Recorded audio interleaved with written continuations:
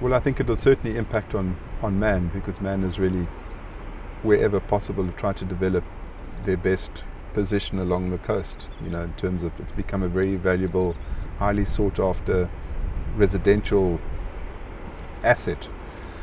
So I think man has probably ventured a little bit too far in terms of nature's boundaries, and I think that is just a bit of an oversight, because the environment is constantly going through change, and the earth has its cycles, and the cycles have existed forever.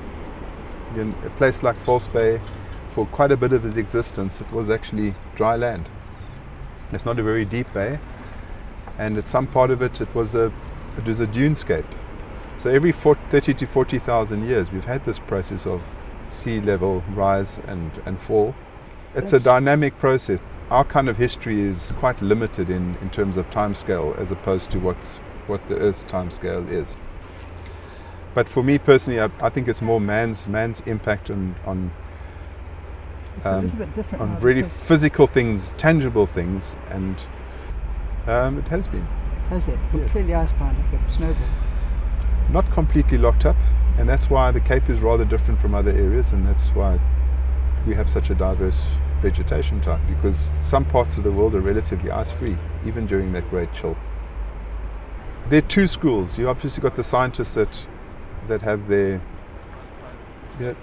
we live in a society where everything is about finding a mechanism of survival, and even scientists have to find a mechanism of survival. And if they can come up with a good theory to support their situation as a scientist, then they're sustaining themselves. And if that theory is to promote the idea that we're going through a time of stress, that global warming is a major impact, then it does create a bit of a public hype, and it does get people on board to help them support their research, because it becomes then a sustainable opportunity for that scientist. And there are two schools.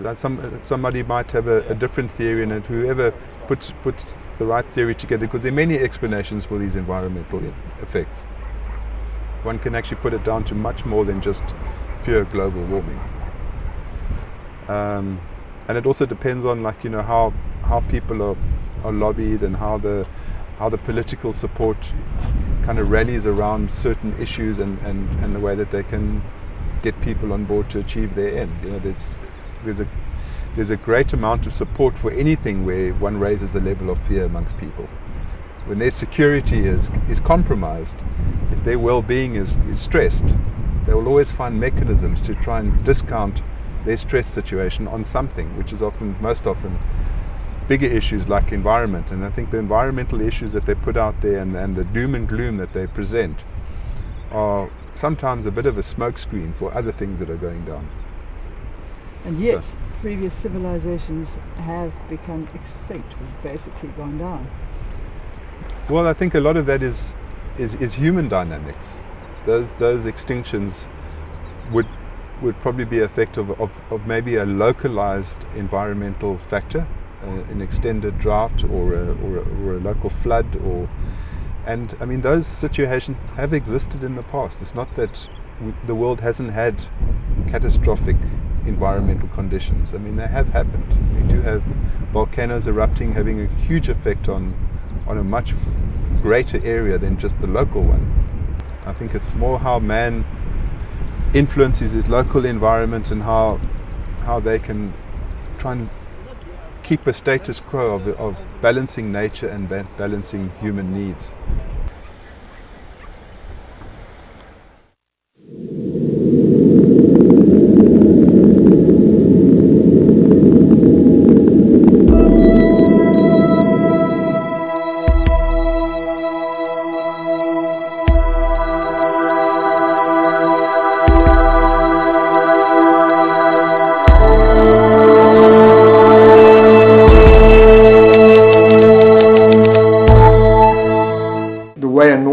project would work, they would come and negotiate because they'd have an agenda. They want to come in here and they want to start a AIDS orphanage or something like that.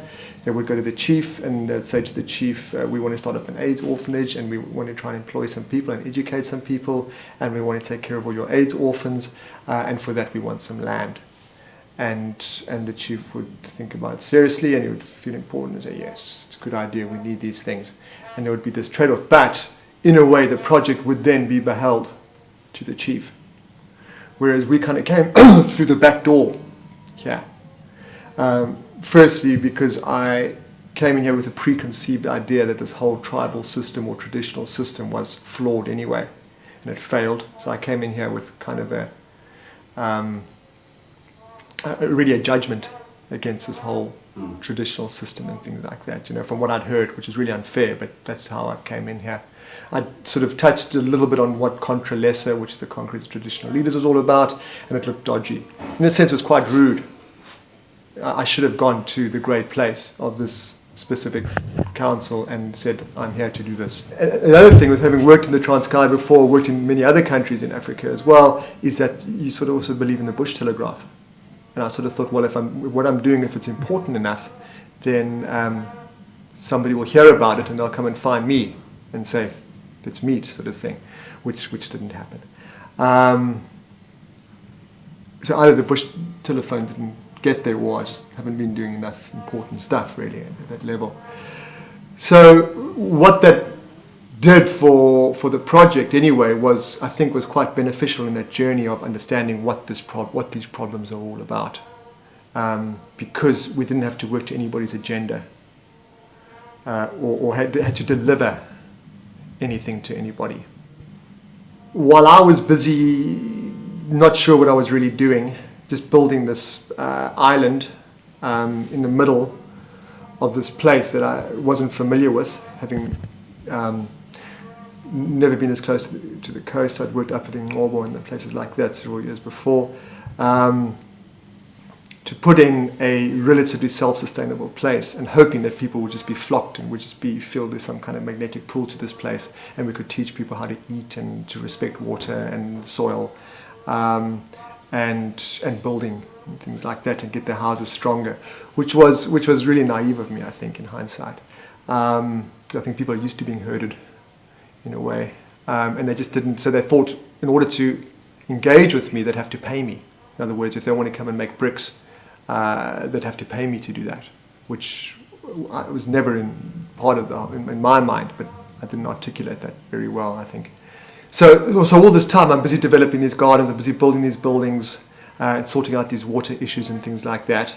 And at the same time, I'm watching it collapse around me on the greater scale. The municipality falling to pieces, the water systems falling to pieces, understanding how that's affected the whole dynamics of the community. Because I'm living inside this place and I'm seeing, and I've done this before in other places in other parts of Africa, but never with such a social dysfunctionality, which is what we've got here. So watching people's buildings fall down, and not jumping in these things and trying to save everybody, but just saying, well, tough. You know, you don't, until you decide to integrate, it's what's going to happen. Of course, because what then, whether it was a good thing or a bad thing, but this main chief who was head of Contra Lesser, who I was working with, died, and left this huge void suddenly that we had started, which was about leadership. And he completely saw things the way that I saw things, of understanding that present leadership was flawed and had to be nurtured, and then to start focusing on the next leadership, the children, and to create leadership schools for these guys to come through so we can start to shift the whole thing around. Everything is based on oil. Yeah. Our monetary system, our judicial system, our education systems, everything on this table. Well, this is now second generation, so that's now no longer oil required. But that's our existence. Oil comes crash. I mean, we see it. I mean, yesterday, the Dow Jones fell another 3.5% yesterday. You know, you look across the board in the American markets, it's just red. They just crashed. Oil organizations went down 4 to 5%. They're just coming crashing down, and it's happening every day. They're totally overinflated because they're based on where they think the oil reserves are, not where the royal, because everybody's overselling their oil. They're saying, oh no, we've got loads of it still, because they don't want to create panic. We're into these long wars now. I mean, when you've got a country like America that's a net importer of oil, when they produce, I think about 2 to 3, not even 2% probably anymore, of the world's oil. But they use 25% of the world's oil. I mean, they have to control the world. The economy is based on it. They have to control the world's oil, which means they have to be in war. So that's what's going to go on. I mean, it's not going to stop.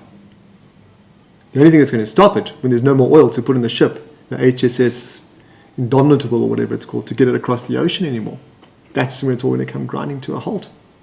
So we go back to this governance you're talking about. It's all based on central control. But what happens when that central control is broken? The most recent example of that happening was when Katrina went into New Orleans. And it cut off, in a first world country, okay, it cut off Washington, D.C. And within hours, people turned on people.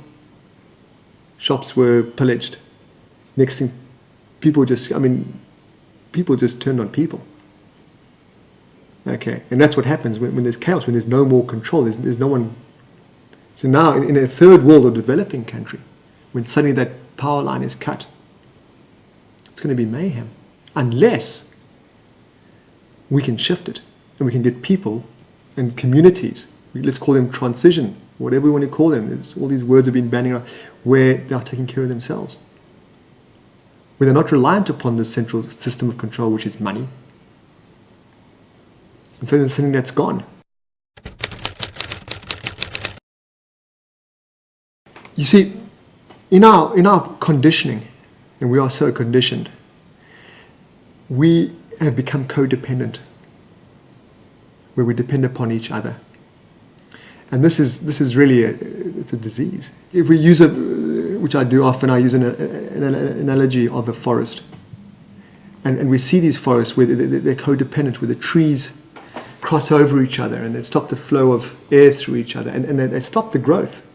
And we've seen it here. There's so much evasive stuff comes in. But if you look at a forest that each tree stands strong on its own, and then as a collective, it's incredibly strong. It's a strong, healthy environment. And it's a three-dimensional living thing then. And if we can create that where people can stand strong on their own as individuals, and then as a community, they're really, really strong. And they do things out of free will. Then we can shift the consciousness. But that goes against the religious beliefs, because that's all about codependency. I mean, goodness, it's so disempowering. It's there's this fellow who died for my sins. For goodness sakes, I'll die for my own sins. It's very disempowering, and that's where it starts. And it's been so successful. It's indoctrinated in this. I mean, in these areas that I am in. I mean, this religion that's used here now, several versions of Christianity that are all over these areas that I'm in here. Unbelievable, the fear and the obsession with death. And the amount of resources they get put into death. And this dignity in death, but where's the dignity in life? And that's what we need to be focusing on. Is that every moment that we have this gift of living, and let's make it count. Let's be authentic. But we all put our belief in old mutual and funeral schemes for our death, so we can be remembered. But these guys who have they throw these huge parties. They spent their life beating their wives, abusing their children. But they had this incredible funeral, man. It was huge. You should have seen it. Strong Muti there. No. It's disgraceful. Let's put that dignity into life now. And I really do believe that in this religion that existed before we came along with this whole sort of Christianity trip and things like that, was this incredible dynamic relationship between the earth and the people in Africa. They call it Kwamata or something like that, and it's brilliant. It's so naive. It's brilliant because it's got counterbalance. It's just based in love and respect. And if you respect the sun for rising, for setting, you respect the seasons. You show respect to the animal you kill to nurture yourself. you respect your spouse or your kids, or, you know, suddenly here come these guys and saying, "Oh, hold on, you know, you guys are savages unless you know, bow down to this figure here. That's it. You're going to go and die a miserable death in hell," and things like it. And how could people come here with anything but love anyway? Because that's all we believe in is love.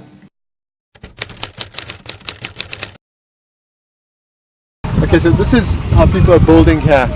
People without much means, which is called a wattle and daub. So here you've got your wattle, which is your wooden framework.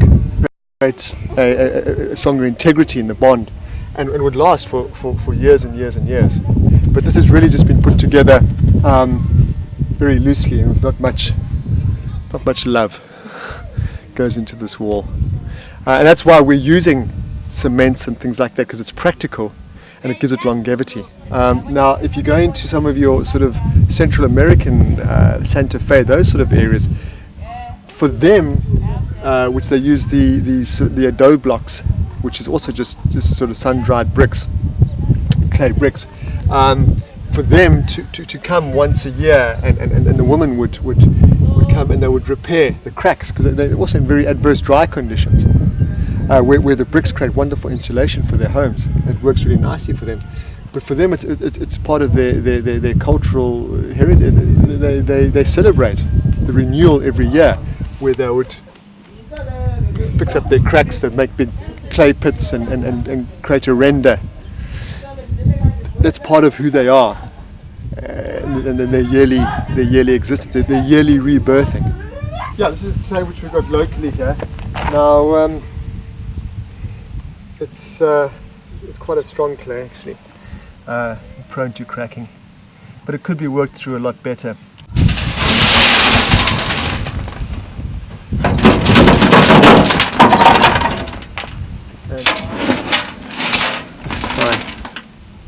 You fill this with your mix, okay, with a very little bit amount of water, and then you'll put this on it, yeah, and you'll push it down, which is your primary compaction. All right. Then take that over, and then this is where you'll notice the bottom is coming up. Yes. So it's compacting from the bottom. So there's your compaction. Alright, so it's compacting up. Up it goes, and it pops the brick out, which should be up there now. 2 people could make a brick every 17 seconds. Yeah. But you get machines now that can do 12 bricks at once, doing the same. But the nice thing about it is that, as opposed to the machines that can make 1,500 bricks a day, there's a huge effect on the environment, where you're actually getting, I mean, that's a hungry machine, and where you're getting that material from. Whereas this here, it's more heavy. You can use the foundations of your building to build the walls up. It doesn't have to have such a negative effect on the environment. They're not fully set yet, so I don't want to mess with them too much. So it's 240 mils long, and it's 100 high, and it's 140 wide, which from an engineering perspective is perfect for a wall. You can support a roof with this lightweight roof, and it'll be fine. This has got to set for about 3 weeks. This digester, which I designed, it's a closed bag. Well, it's got an inlet and an outlet and a gas outlet. So it's made from reinforced PVC, which is the same material as you'll make a jumping castle from. And it's shaped. The shape of it is like a loaf of bread. It's risen. So it has the convex top on it, and everything else is squared. It fits into this frame here that I just built with brick.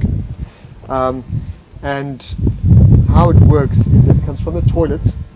The waste comes into the I can also feed it with green material, which produces most of.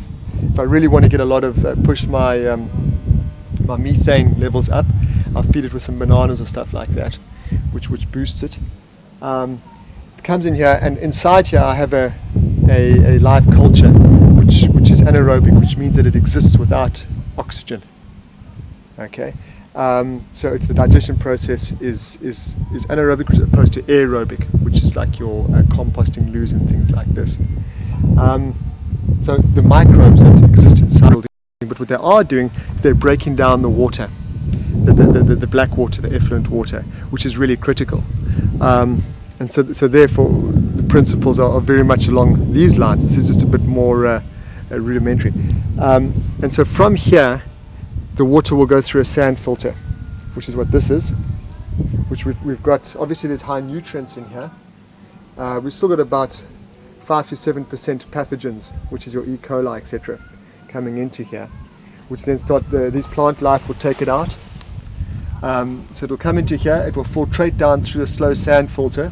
Underneath here, about a meter down, there's a hole, and it'll come up here, which this is full of shells like this, and charcoal, which then absorb the last remnants of pathogens. Okay, that's what this one, and the reeds, of course, as well, take out anything. So it's we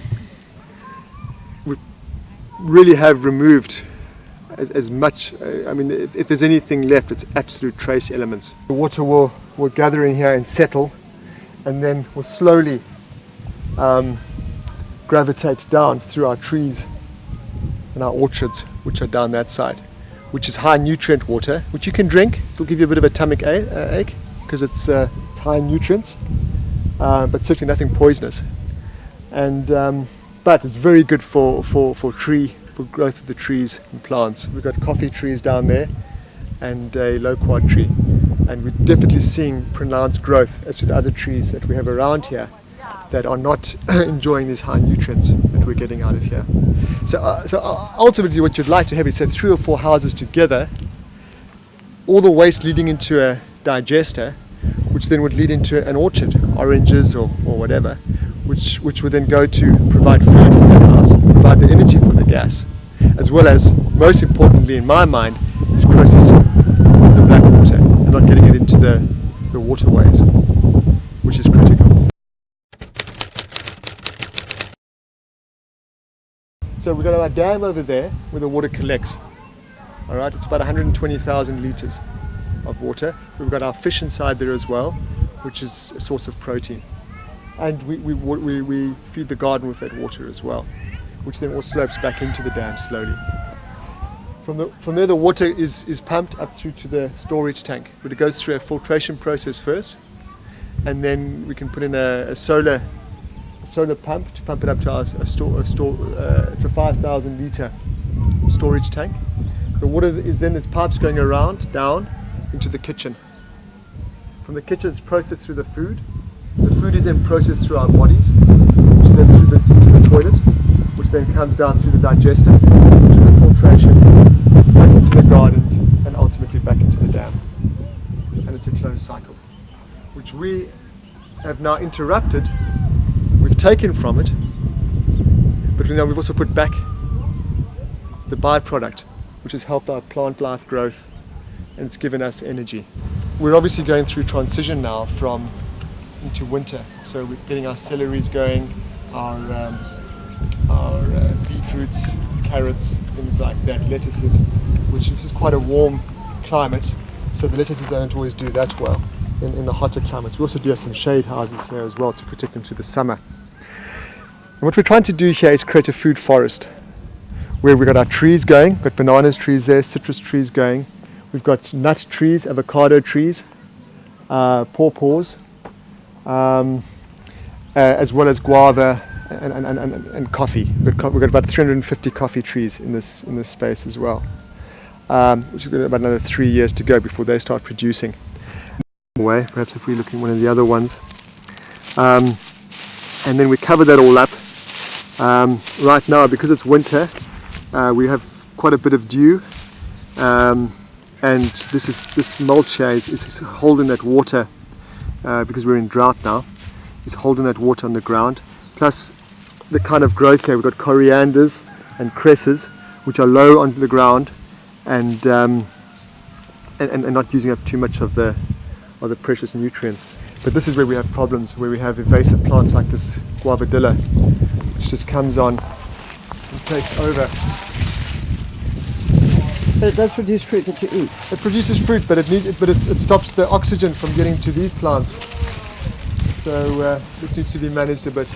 In this garden here, we've got not just food that's for eating, but it's to attract other insects that eat aphids and things like that, like the marigold, which the scent, some of these invasive pests don't like the smell of, and it attracts other ones which then also eat other pests. So it's a very strong deterrent for an organic garden.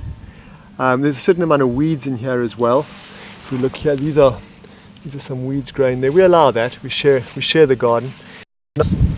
So the big box at the bottom is the bees' honey, where the queen lives, and then above there is where when that's full, they move up, and that's when we harvest our honey. So the middle one is now full, and the top one is half full now. And what we'll do is, as we go into winter now, the activity will be less and less, and we'll put on one more super, I think, and then we'll harvest the honey probably in the springtime. So now we're not just looking at some kind of one-dimensional garden. We're taking it to all different, and we're utilizing all of it, and we're rotating them all the time, and then also protecting them through the winter months. So it's just being conscious